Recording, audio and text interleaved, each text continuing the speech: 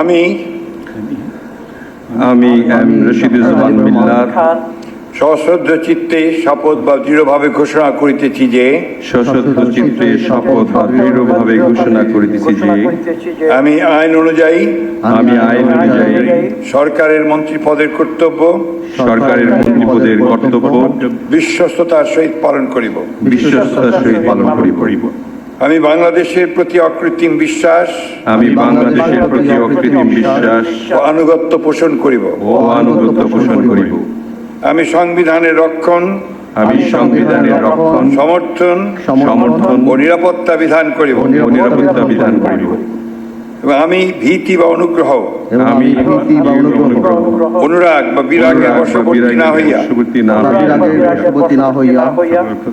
সকলের প্রতি আইন অনুযায়ী যথাবিহিত আচরণ করিব।